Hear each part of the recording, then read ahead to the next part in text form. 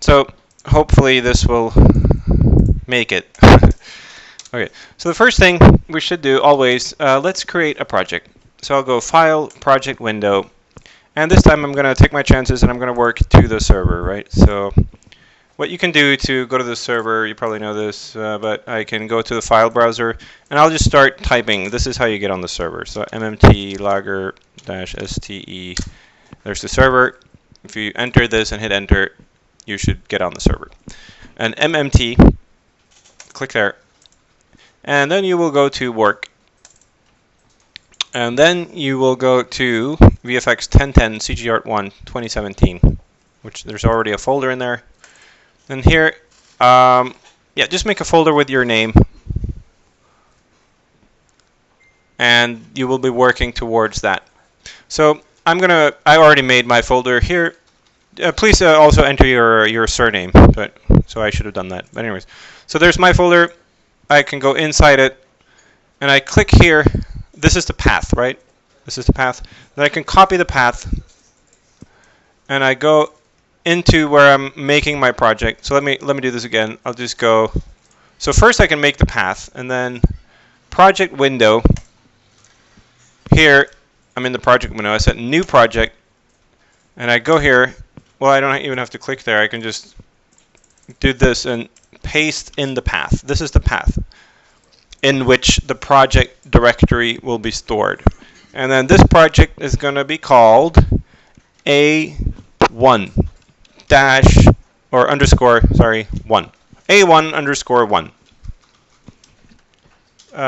Because that is your assignment 1. So please just do that and then hit accept, and it will make the project folder for you.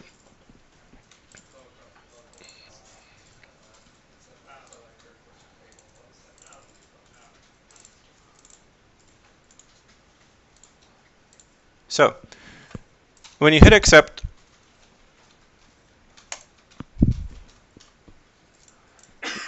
we can double check if it happened. Just go back to the file browser. I click in here and I'll see, sure enough, there's a folder has been created. It's called A11. I click inside it, and that's my Maya project directory. It has all these subfolders, scenes. So currently I have a project. I don't have a scene. So let's just make something. I'll make a cube. And I'll save the scene. So save scene as. We can see that automatically it goes to the right directory, and it puts it in scenes, in the scenes subfolder. And this is lecture 101. Maya ASCII is the most common way to save it because we can open the file in a script editor and read the code, which you can try. Just open it in Notepad or something. You can actually read the Maya ASCII, the code. So save as. Now the file is saved and we're good. And at the top you'll see this is the path, and I can also see that, okay, here is the Maya ASCII file stored. Very good. So let's open up a window that I did not have time to talk about before the recording messed up earlier today. So that's the outliner. So first off, just go to Windows, Outliner. It's a very important little window.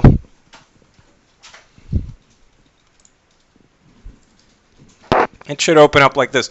So in here initially you have 4 cameras. There's actually more in here that's not visible, but you have the 4 cameras and some light sets. Don't worry about this. But this one, see, that's my polygonal object. So if I make a copy of this cube right now, I can hit Control D, and you'll see it makes a copy. It seems like nothing happened in the world space, and I can actually make several copies. Control D, Control D, Control D. And I have a lot of cubes. I have 9 cubes, but they're exactly in the same position in world space. So if it weren't for the outliner, it would be very difficult to see. But here I can select them. I can start moving them around. So the outliner is crucial for organization.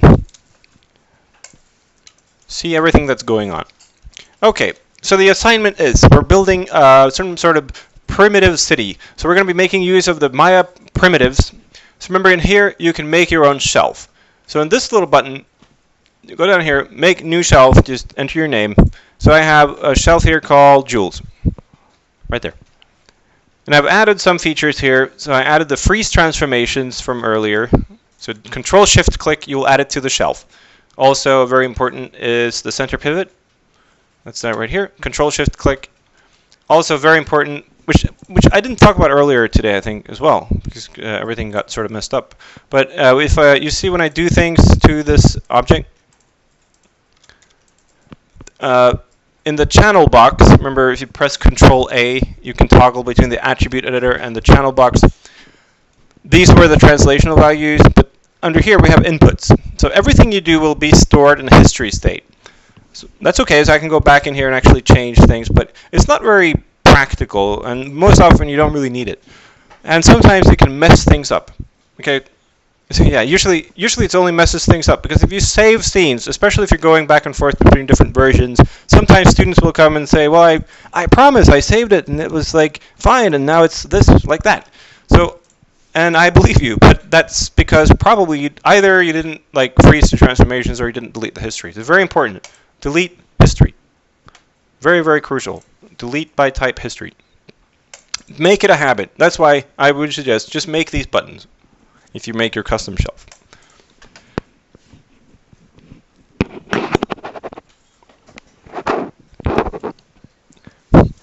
Okay, so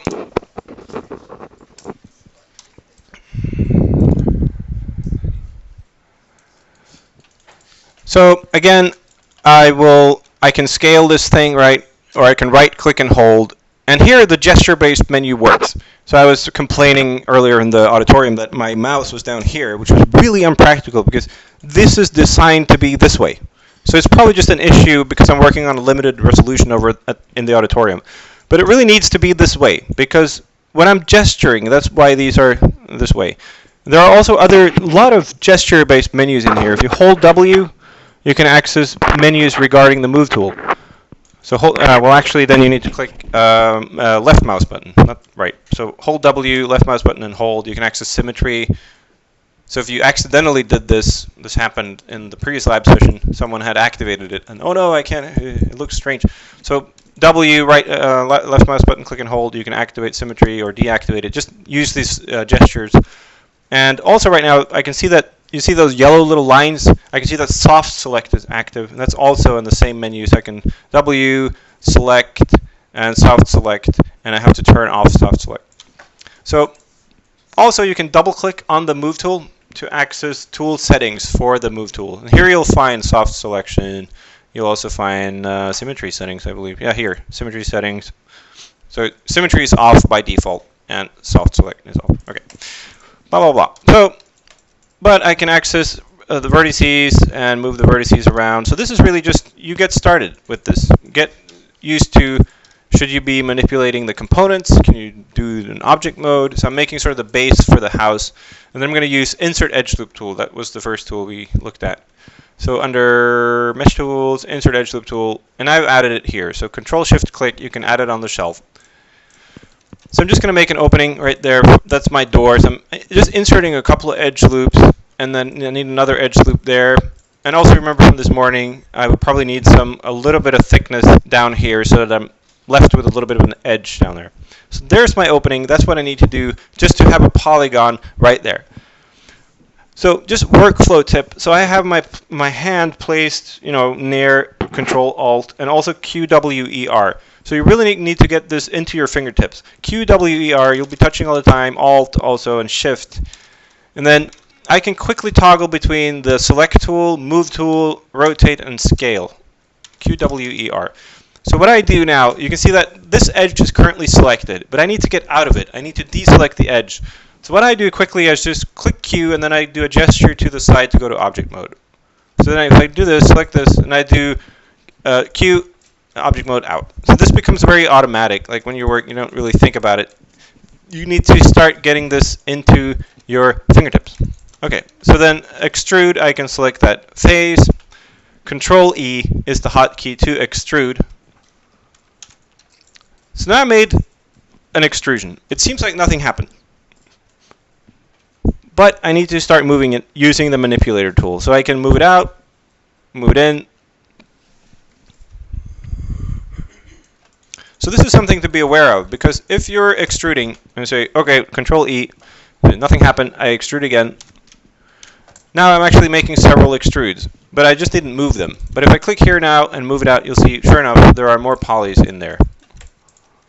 If I move this out, it'll just do that, right? So there's more polys in there. So you got to be careful when you extrude that you sort of know what you're doing. just try it. But you do an extrusion for a reason. You're either moving it in or out. I can also scale it down, so let me show you that. So if I Control E, and now I'm not going to move, but I'm going to hold Control. I'm going to scale here. You can also just click once and then click in the middle. But holding Control just means don't scale in this axis, but it's going to scale in the other two simultaneously. So I can scale it down, and then I can hit Control E and push it in. So I'm doing two extrusions. So one just to get the scale, and then once again just to push it in.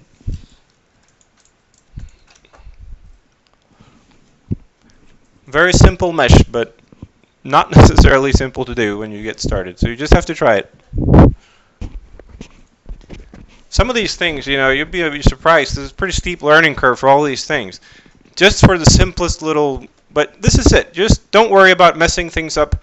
This is all about encountering problems. You should feel great if you encounter a problem, because then you're solving things, right? Then you yell out, help, or help each other out as well. Just really get busy.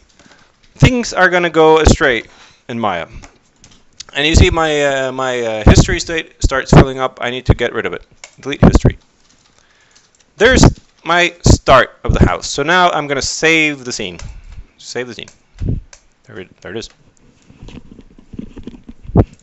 Okay, so let me just continue with this. So currently I have one object. It's one polygonal mesh, just one object. Let me, so the little trick I showed you to make a door was actually, I copied the entire mesh, and I can move the mesh out of the way.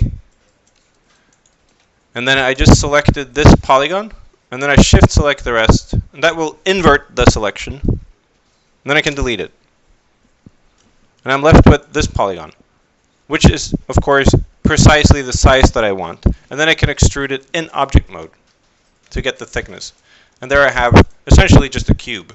And I can move that center pivot and move it into place. That was just a little trick. You know, all I'm doing is I'm just, okay, how can I quickly get a cube in there?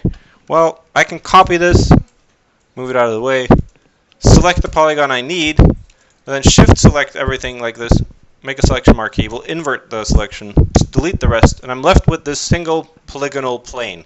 It doesn't have any thickness, so it's not going to look good, but I can quickly add thickness to this by just Control E in object mode, add thickness. A little extra tip or trick here. Let's say I wanted a window in the door. I also covered this earlier today. But if I did this, let's say now I'm adding a window. So I go in here, okay, so I need edge loops here. And then I start adding a window. So I go, okay, I'm probably going to have to extrude here and push that in.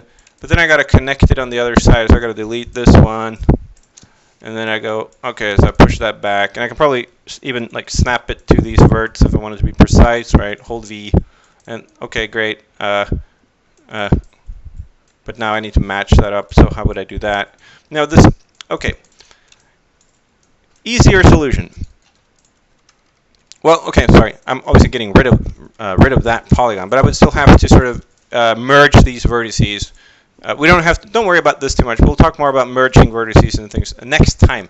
But what I want you to do, just look at this. So this is the shape I want, right? So I can actually work with a plane initially. So this was what I started with. Well, actually, this was what I started with, just a plane. So I can say, well, before I make the thickness, I'm just going to think about it. I'm going to add a window here. And we're just going to delete this. That's the flat version of the door. And then Control E in object mode. Control E and drag that out. And then I get that automatically. So this is a very, very simple example, right? But that sort of workflow where you can make planes, and then you establish the contours, and you establish like if there's holes in it, like in this case, it's all that much easier to do in planes. And then you worry about the thickness later. So next time, that's a lot about we're going to be talking about and experimenting with the benefits of actually working with planes. Also, when you're building these polygonal cages. All right, so back to my shelf. Where did all my shelf elements go? I don't know what happened. They disappeared for some reason. And they're still gone. Oh, that's quick. Oh, I can scroll. They've added a scroll function, which is really stupid because there's nothing there. So, thank you, Maya. Anyways, so I just scroll down and there's nothing there, but it's there. So, delete history, and then I can probably zero this down. No, I can't. I hadn't frozen the transformation values, but now I can do that. Freeze transformations. Okay, so let's try to open the door. Now the pivot is just weirdly placed over there. I can center the pivot. Still going to look weird because the pivot is in the middle of the door. Right? I need the pivot to be where the hinges would be, over here. How did I change the pivot? I hold D. Well, first I go to the Move tool, and then I hold D. I start moving the pivot, and I can hold V to snap to points, and I can snap it to these points. For a little bit more careful placement, I can press spacebar and go to the top orthographic view. I'm going to press number 4 to go to wireframe. I'm just going to move the door out a little bit. It's going to be pivoting more or less from here. More or less where the hinges would be. Let's see if that'll work. Yep, so the door opens more naturally. And let's also add some hinge elements. In this case, I'm just going to make use of some of the Maya polygonal primitives. So make a cylinder. Quick tip on scaling things. Go to press R, scale tool. I can obviously just drag in one of the axes and start scaling, or scale uniformly in the middle. But if you hold Control, just like I did with the extrude tool, you can actually scale in both of these two axes simultaneously, and not in the one you're holding Control. So Control Y, it will scale in the other two, which is very practical. Very nice. So I can change this radius. And then you can also do it here, but this is a more, you can do this anytime. And then move the cylinder, the vertices. That's my hinge, and then I can go back to my shelf and center the pivot. If I go to the top view again, I can just quickly place this. So try also force yourself to look at the orthographic views. You can do everything in here, okay? You can, but it's a little more efficient. Try to go to the top view. Make sense of this. Where's the door? It's there. There's my hinge. I'm going to place it there. It's more efficient. There's the hinge, probably too big. I'm going to scale it down. There it is. And there it is. And I'm going to use the side view this time. Maybe scale it up a little bit. There. That's the top hinge. This is the bottom. Maybe I'll add also a little element behind it, like a little, I'm just going to copy the cylinder and make it flat. Just have fun with this, make whatever. This is the plate for it. And then I also want one down there. Now I can open the door. Yay. Can I make the door thinner? Of course. There we go. Nice. Can I make a door? Can I make a frame for the window? Sure. I'll copy the door. This is also something to take away from this. When you're building assets, when you're building models, you don't have to build everything from one single mesh. If I have, let's say, a frame here for the window, the frame would probably be its separate element. If you think about how the door is constructed in real life, unless it's like welded, it's a welded part of a steel or like an iron door, then maybe it need to be one mesh. But if it's like a little frame, it would probably be a separate element. And I would do this. I would just copy this. Here I have something to work with. I will quickly select, shift, double click, select this face path. Then I can shift, select everything, delete the rest. There's my frame, but I need thickness. What do? I extrude, Control E, and I push things in. There's my frame. And I center the pivot, push it back. Or even zero it out, probably work. if I remember to freeze the transformations. Yes, seems like I did. There's my little frame. It's just a separate element, and that's perfectly fine. So when you're building CG assets, this is totally fine. You can just build separate elements, put things into each other. They can even intersect a little bit. It's fine. It works. So now I have a problem. I have two objects. They're supposed to be a part of the same door. So if I rotate the door, the frame is left behind, and I don't want that. It would be difficult to enter. So before I proceed, let me just select everything. I'll delete history. See if I can add it again. I can just delete that element. Delete history, freeze transformations. I don't want to center the pivot on everything because that's going to center the pivot on the door again, which I just spent time working on. So this gives us a chance to talk about groups in Outliner. So here I can select all the different elements in from the outliner. These are all the polygonal objects. Okay, so let me select, that's the door. I can name these, obviously. So big disclaimer, don't use like in the Norwegian letters a, o, don't use those. And also other letters that are not in the English alphabet. You don't want to use that in any sort of naming that has to do with CG. Yeah. Spaces. Huh? Spaces forbidden. Space, yes. Well, I typically use underscore for everything. So if you need a space, make it an underscore. Yeah. So this sounds trivial, but it's not, because this is one of the things that could lead to your scenes becoming corrupt, and you don't want that. So anyways, typically I honestly don't really name too much at this stage anyways, because there's going to be a lot of back and forth. I might go to other softwares like UV, Hedis, UV, it's going to mess up the naming.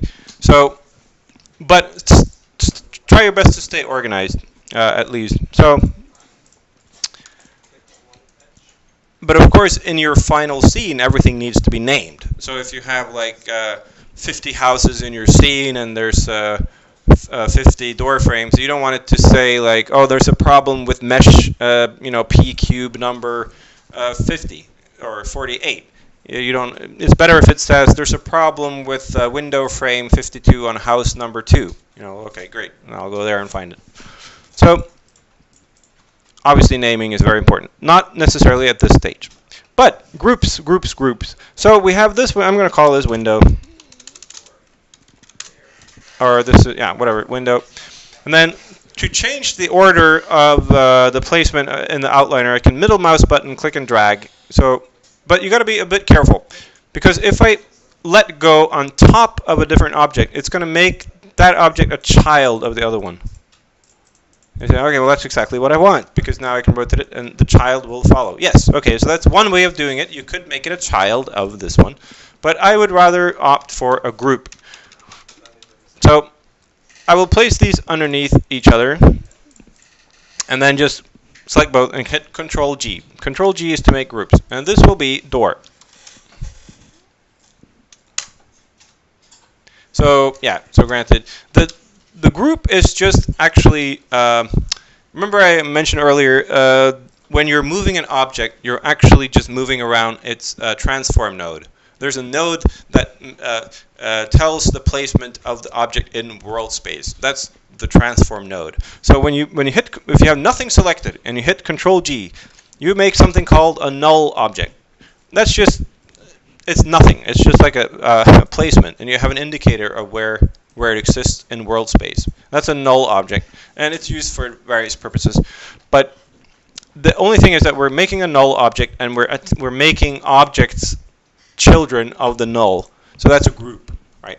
So that means I can actually move the group as if it were an object. So I can move it, I can scale it, I can rotate it based on the pivot. So again, I have to okay, granted, I have to change the pivot to match the pivot again here. Oh, there's actually a way to do that. Let's see if I remember. There's, so go to, yeah, anyways, this isn't crucial, but see if there's a way, we can go to, where is it? We can make it,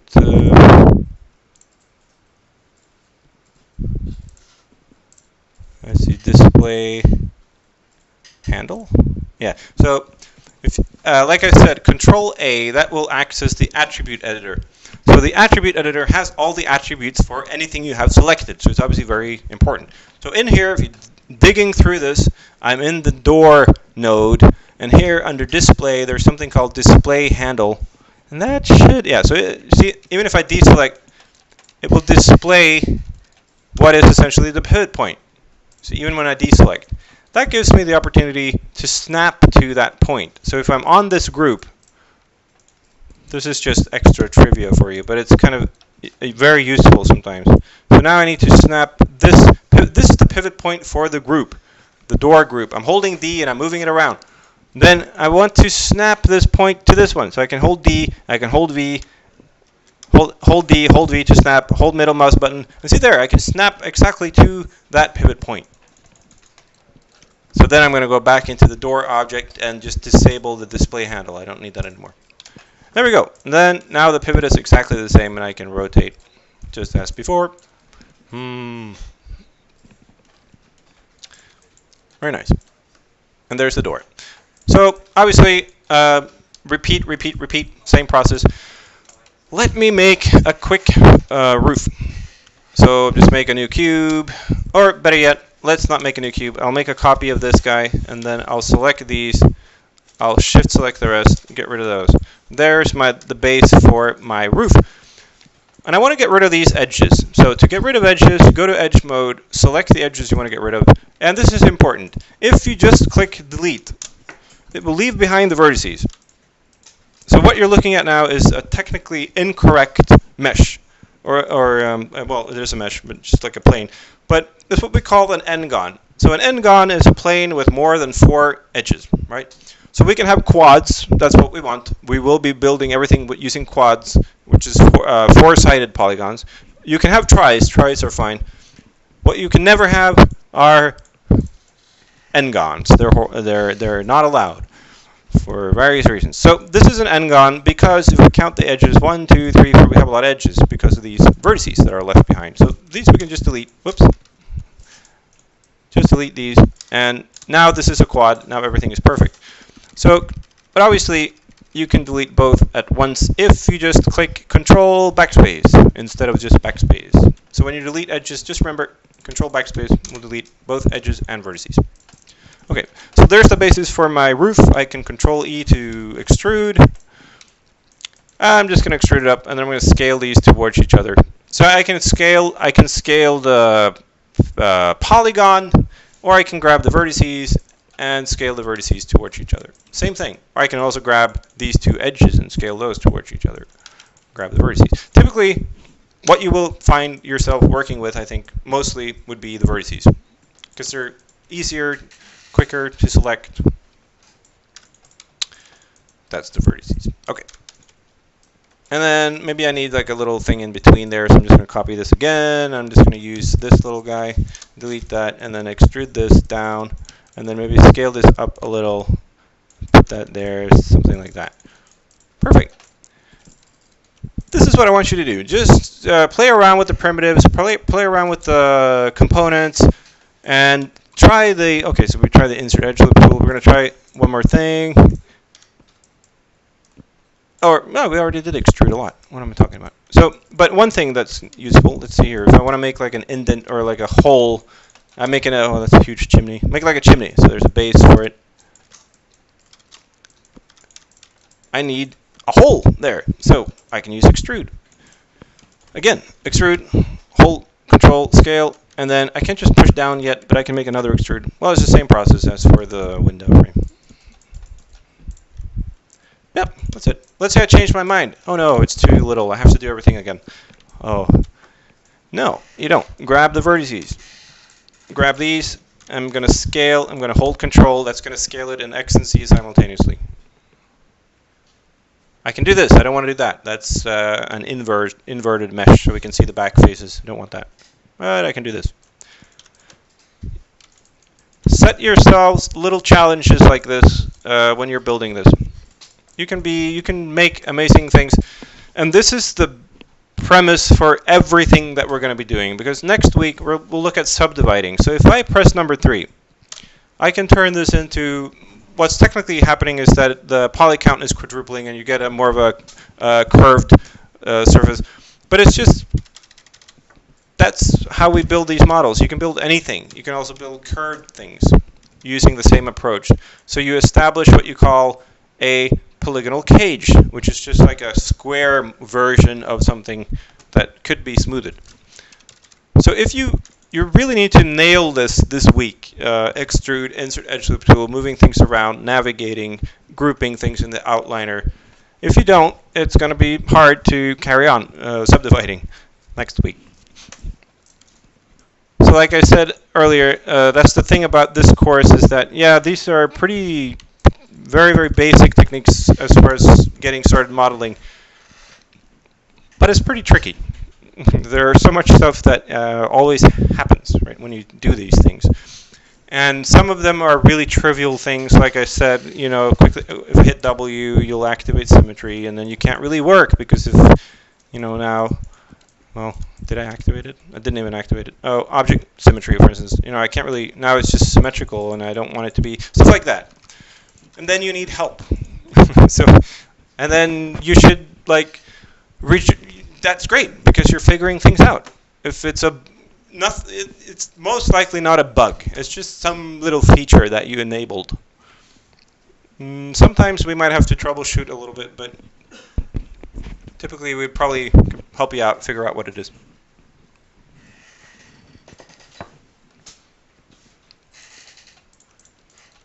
And what else? So yeah, so I'm just copy this, make a little something.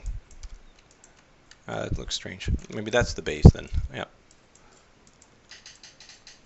All right. So now I have a lot of stuff. So I could group these. This could be like Control G, chimney, door. What are these things? That's the roof. What's that? That's something else. I don't know. Roof, bottom. Oh, I deleted it. Okay, there and whatever. So okay. But I can also group groups. So I can shift select everything, Control G, make a group of everything. So now that's the house. That's house number 1. And these are groups within the group. Now I'm going to shut the door. I'm going to hit 0 for rotation there. And I'm going to freeze transformation on everything. Okay, so that's actually a big disclaimer. So before you start grouping within groups, so now just to put them out of the group, I selected everything, and then Shift P, that's actually unparent. That will unparent everything and pull it out of the group. Another way to pull things out of the group is to literally pull them out of the group. So Shift, select, middle mouse button, click and drag, and carefully place them outside the group. There, that's the other way to do it. But this is actually a big point. So just before you start grouping within groups, make sure you freeze the transform values, freeze transformations on everything. Because now everything is placed where they're supposed to be. And then I can have the door and rotate it. And now see if I want it back, I just press 0 and it's shut. Okay, and now I can put everything in another group, Control G, and this is house 1. Then I can copy the group. Now I have house 2. And so if you make this incremental number at the beginning, Maya will automatically do it for the rest. So that's kind of nice.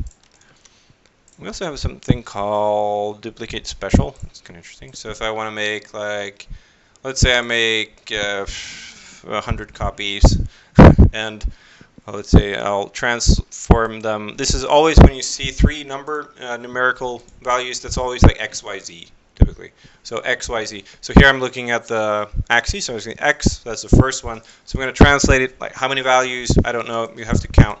So these are the values like 1, 2, 3, 4. Maybe if I translate each of them 10 values in X. And the values are relative. We'll talk more about that next time, but it could be like centimeters or meters, or we will keep it to centimeters though. So right now technically a line here is a centimeter, which is a problem because typically we build bigger models, so we're going to have to scale up the grid. But we'll do that next time. So we'll have 10 copies. For each of the copy, let's also rotate it like 45 or like 10 degrees. And for each copy, let's scale it like up 1.1 or 1.25 or whatever. And I'll copy these into all the transform values. Let's just try it. Apply.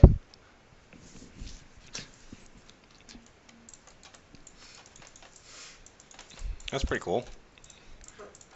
So now I have like, okay, so this looks weird because you can see the clipping. That has to do with the clipping planes for the camera. So not really crucial now, but if you're working on large scenes, you have to go to the camera and then Control A to open the attribute editor. And we have the near clip plane and the far clip plane. So I'm going to set the near clip plane up to 1. So that takes care of that. And the far clip plane also needs to be increased. So now I can go much farther away before the camera clips. Oh, well, even more. So I'm just add a couple of zeros and add some more. It's looking a bit strange. Okay. I did, right? And it's exponential growth. So this teaches us a lesson about exponential growth, which is also interesting. Yeah. So, yeah. Let's not have 100 houses. So I can just delete all these groups. But anyways, not really anything.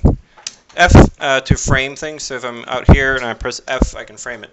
So this could be like an interesting little layout for some cartoony, strange town where houses are weird. And then if I'm making a layout, this could be plenty for, like, we're talking about previs, or you're planning even like a game scene or whatever. And I could do view, camera settings, resolution gate to see what the camera is seeing. And to change the resolution, I can go here and say, well, it's going to be like full HD now, and I can frame the here. Cool. Also thinking about the focal length. You know, you want a really wide angle, maybe try give it like a fisheye, take it like really wide angle lens, or something from like a 35 to a 50 millimeter would be like a human vision, more or less, kind of a natural focal length. Or telephoto, if you just want to zoom in, really affects the composition, right? So typically when it works, just leave the camera at like 35 to 50 mil is the common thing to do. What else? Yeah, so that was grouping, basically. So you can see you can stay structured and also do interesting things. Let's make a ground. I'm just going to make a plane. This is just a polygonal plane, but I'm going to add some more. Oh, so the default plane will make 10. So if you go create polygon primitives, plane options, it will be set to 10 by 10. That's just like the number of. Oh, didn't do it. The number of polys it will initially create. Oh, okay, sorry, that's the width. Here, divisions, 10 and 10. So create, you'll have more divisions. But you can also, these are edge loops, basically. You could have inserted 10 edge loops. Or after you create a plane, I like setting that to no divisions because I make planes all the time when I model. So basically, I go in here once, and I go to the options, and I set it to 1 by 1. And if you hit create, it's going to create it. But then I can just delete that, and now I make a button. Control-Shift-Click, and that's going to make a button based on those settings. So now I have a button to make a plane that has no divisions. So, but now I want more divisions. So I'm going to add make a plane, and then also in the channel box, you can go down here. And this is the latest operation. And the latest operation in this plane was make the plane. And then I can go in here and say, grab these two and just scale it up and add a lot of divisions. There's my new ground. I want to move it down to 0Y. And we have this little hidden menu up here. You can press 0. And it's going to move it down. And let's try this. Let's grab some of these faces. So I'm just going to grab like these. I'll also look at the sculpt geometry tool, but is it like do this, maybe we'll extrude, do this, and then let's try to subdivide it. So this, like we said, we're going to be looking at this next time, but you just press 3, it's just going to do a smooth preview, it's going to like make things smooth. So you have a crude version and you make it smooth. Oh, and I think, yeah, this viewport has some ambient occlusion, so you can get some contact shadows. See, it looks a little nicer. Not perfect, but... And you can also add a light. Let me just add a light quickly. Create lights. I'm going to add a directional light. So the placement of the directional light doesn't matter.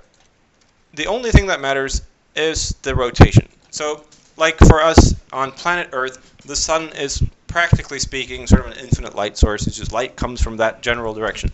So this is great for sunlight, moonlight, stuff like that. Press number 7.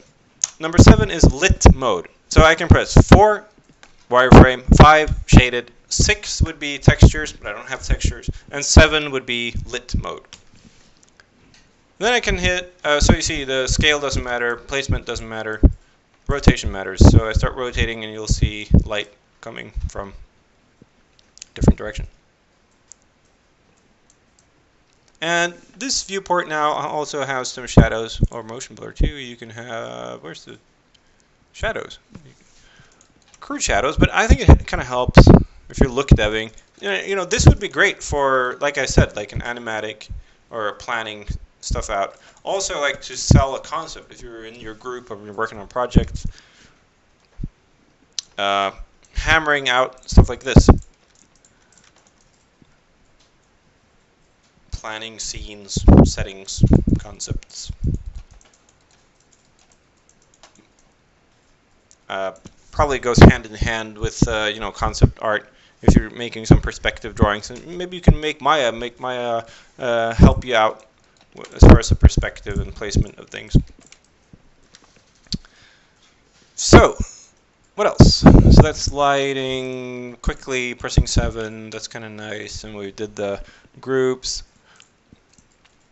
Yeah, so I can also group these groups within groups. So if I freeze transformations now on those groups, and then I control G again, and this will be houses. Houses. Housies. Houses. And I can copy that group, and now I have houses, a lot of houses. So this is a funky street, but it's pretty cool.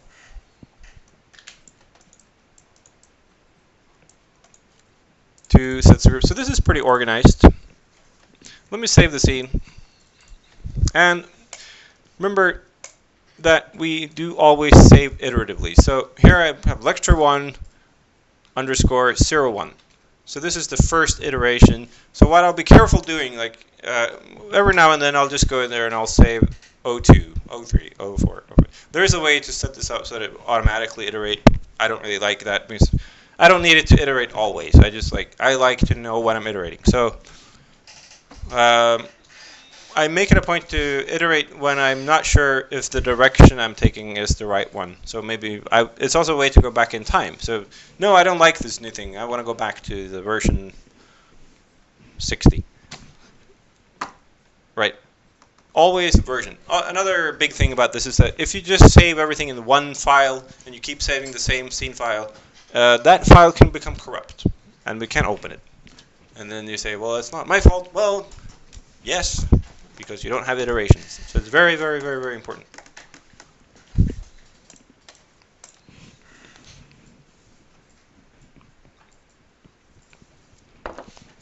What else? I think that's sort of the basics. Oh, let me show there's obviously a lot of tools here. You can just experiment. We've covered 2. But we have some sculpting tools. They're not great, but I think maybe they're better now. They added some other tools. And Sculpt tool, initially it felt better than the old Sculpt geometry tool. So you can hold B, and you can alter the brush size. And I think we can go, if you click here, it will open the tool settings. This is, you can add like fall off. I'll use a stylus, whatever. Yeah, B, hold B and drag left mouse button. You can alter the size. So just dragging up, so I can make, it's kind of nice. This actually does a good job for simple things.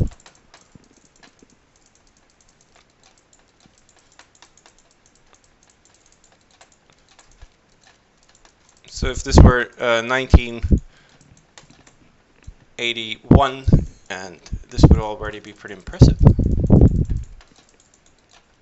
But unfortunately it's 2017.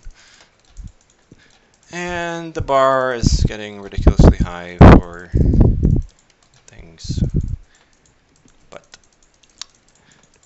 sculpting, and then hold shift, you can press things down. It's kind of nice. Okay. Where's the door in all these houses? Yeah, the door is on the other side. Well, that's the way they want it here in this town. Let's see if I can locally rotate these 90. I guess I could. All of them locally 90. Yeah. If I did that, it should work.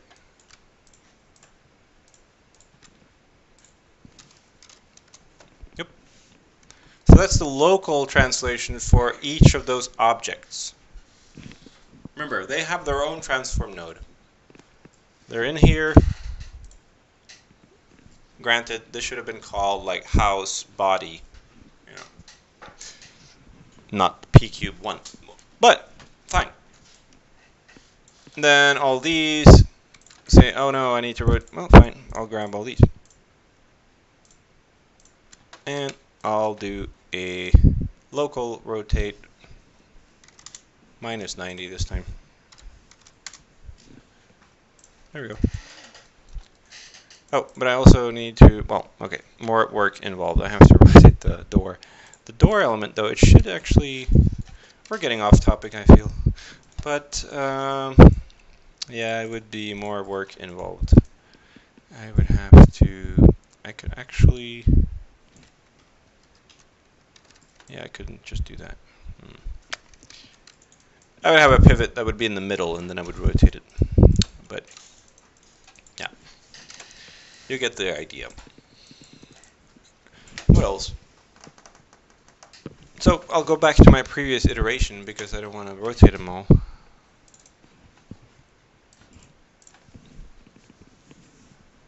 There we go.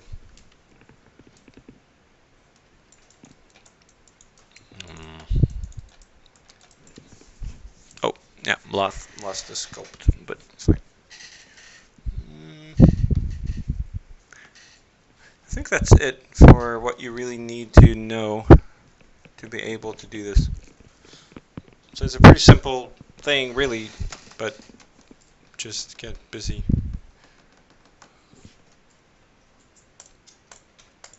I'm trying to think if there's something I should really mention.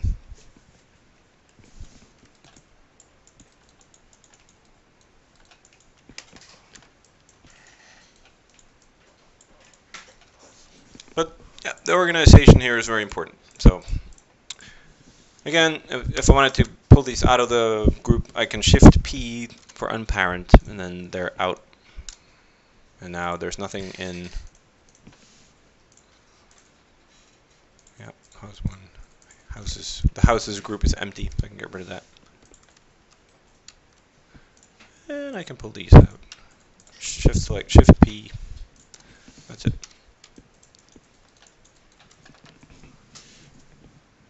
Yep.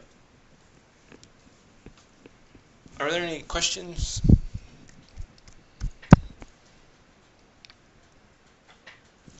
So please make sure that you actually save it to the server and that you put it on where we just put it. CGArt1, make your name folder, and you will call this A1_1.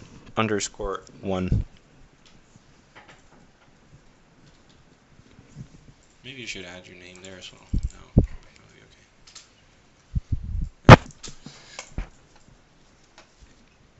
And yeah, so don't worry about it. This will obviously not be assessed very carefully at all. It's just you're supposed to do it.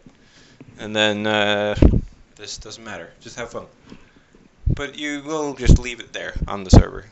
And then the A12 is actually making the dining set of the chair and everything. And I think that was a little too ambitious actually for the first lecture ever in Maya. So you don't have to worry about that this week. So next week we'll get started with more practical examples of just modeling a chair, thinking about symmetry, how we can set things up using an image plane for reference, and then we'll talk about subdividing and how the subdivision actually works. So that should also be interesting. But like I said, you can't really subdivide much and model much at all if you don't know the interface really well and you know how to navigate the components and using extrude and insert edge loop tool. Basically, really important. So, yeah, just have fun. No questions? You have a question? You Yeah. said you were filming this lecture. I'm sorry? You were taping this lecture. I am taping it. Hopefully it'll work. When will it be available, sir? It will be available by tonight if it works. Yeah, I just need to export it and then I'll upload it. Okay.